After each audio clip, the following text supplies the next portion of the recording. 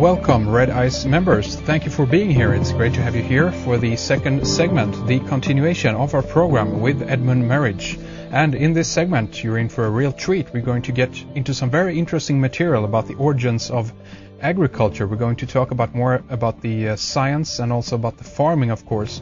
We're going to get into a little bit about the seeds, the origins of different seeds and how this has been progressed, what area they are coming from and so forth.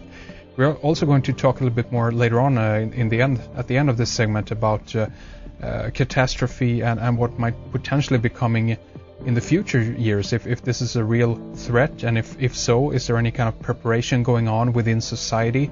This is very interesting and, of course, important information. But Edmund, let's begin then to talk a little bit about the origins of agriculture, farming and seeds and so forth. You laid forward this idea in the presentation I was watching with you from part one, where you talked about this idea that seeds, as we know them today, if we, for example, talk about wheat, that this is a very, very interesting process, so to speak, of how we've become to utilize this for food. Tell us a little bit about wheat, about the history of wheat and what we know.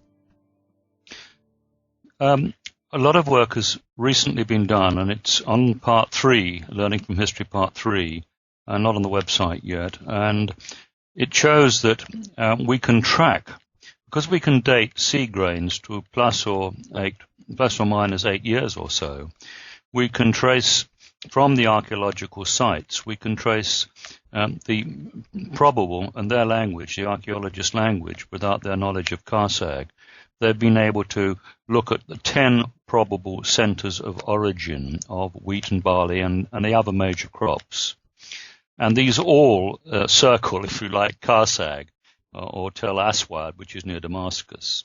And several of the very important, well-known archaeologists involved in bioarchaeology in wheat are looking and saying, well, we think farming started between Jericho and Damascus. So they're all looking at the same area as Karsag.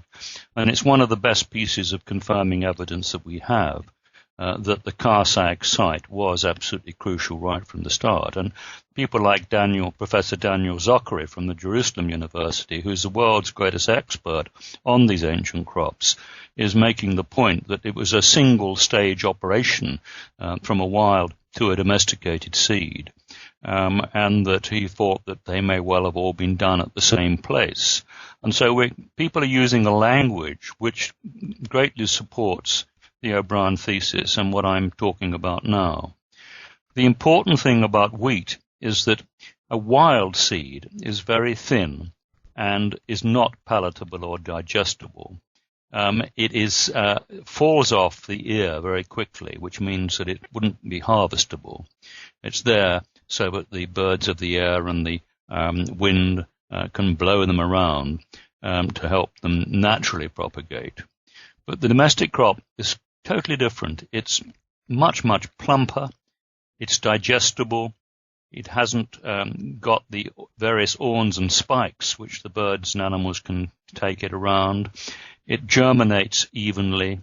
It has to be thrashed so that it can be collected in the fields on the ear and then taken away and thrashed to be able to separate the grain from the ear. And there are something like 10 or 11 specific traits of a domesticated wheat plant which are absent in the wild plant.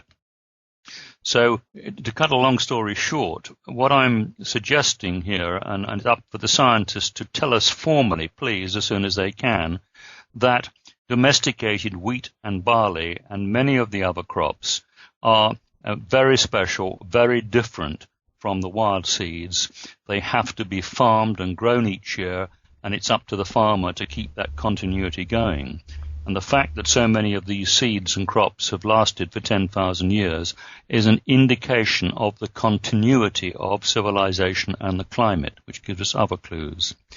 And also gives us a background to the fact that whoever did this genetic modification, which is what we're talking about, produced it to extremely high standards. It looks very much as though they were able to switch on and off the characteristics within the DNA of the wheat plant or the barley plant and produce characteristics they wanted and remove the characteristics they didn't want, and do this in a one-step process so well that these seeds, the same seeds that they produced, have been in use all over the world for 10,000 years. Something that doesn't happen with the seeds that we breed and produce today.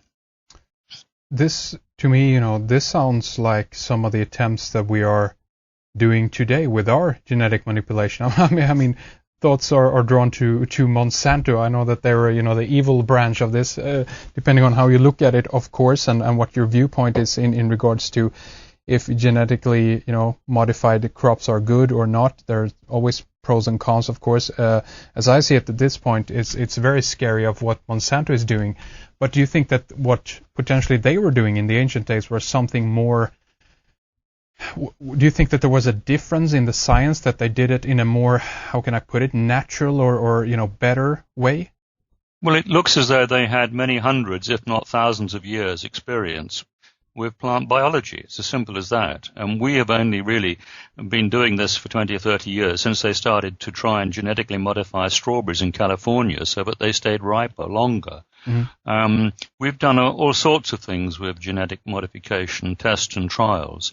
I come from a farming background and a farming standpoint, and I've been out in the fields trying to grow crops. I know the practical problems, and therefore I welcome more technology.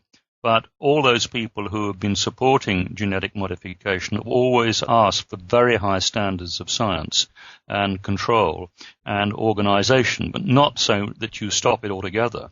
We have virtually stopped all real science and development in Britain on agricultural crops because of this, which is a shame because we've led the world for so long. And the world is going to need these extraordinary skills and this knowledge to be able to feed what looks like 9 billion people. Now, if we go into a much colder climate, which seems probable now, then we're going to have massive problems of starvation and billions of people dying because we haven't got enough food for them. And I believe that the world food crisis is just simply not being looked at seriously by people.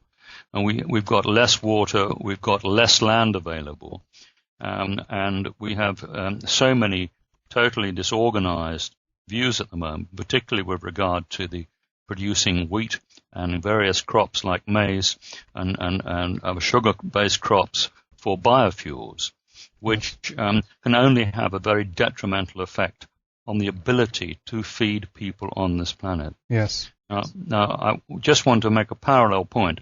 Our ancestors delivered before 1000 BC in South America a system of agricultural production which was living in harmony with the forests and the land.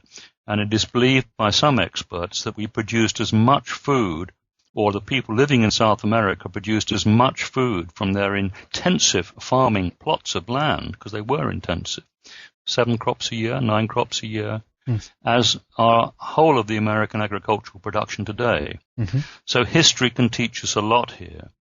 And I think that the problem with GM and so many issues relating to farming in the countryside, no longer do the farmers themselves have any real say about what should be done. Only people who really have absolutely no knowledge of it. And this is one of the biggest threats to civilization as a whole. Okay, so let's continue talking a little bit more about, for instance, corn or maize. I know that you showed this really interesting slide in one of your presentations about the fact that this might not exclusively be a plant or a crop that is found in South America. This is what we're hearing, of course, that this is solely a South American plant or crop. But according to some findings that you discovered, this is not the case. Tell us just briefly about that, if you will. We've known for a long while that buildings in India have illustrations of maize from very earliest times, 200-300 BC. That in Egypt we have decorations, jugs and other things decorated with maize seeds. And so there is visual archaeological evidence of people knowing what maize looked like, mature maize looked like. The reference which I use on the website are two of the most important and successful agricultural botanists called Botemer and Zeist.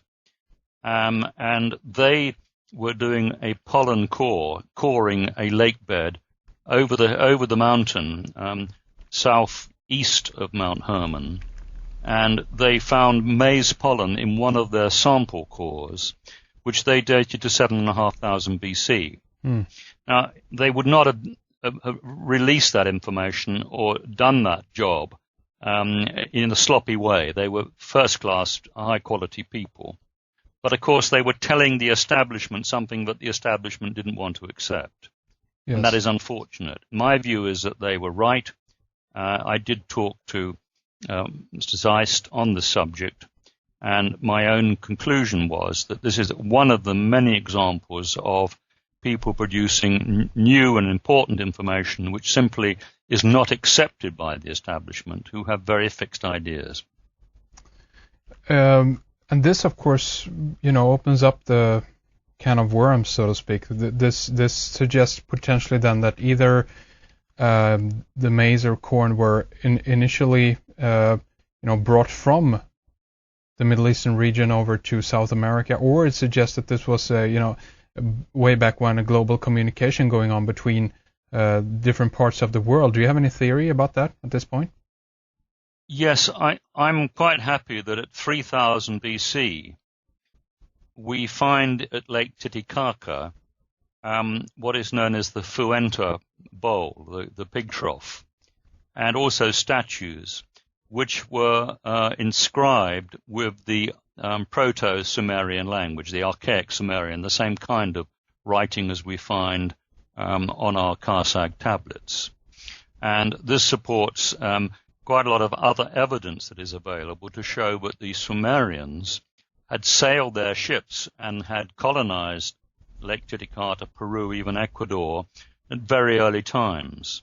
And we have a number of stories which, there again, similar stories which people were very unhappy to accept. For example, that Menes, who was the first ruler or king of Egypt back at 3000 or earlier BC, Menes was the prince of the Sumerian colony in the Indus Valley, and that he was son of Sargon I. And I've always thought Sargon I should have been dated much earlier, as Petrie had done.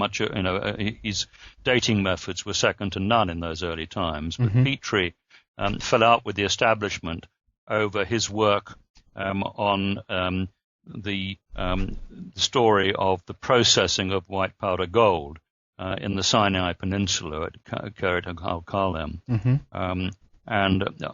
That's just one example of where people have produced research and information which challenged the church or the establishment. They had problems.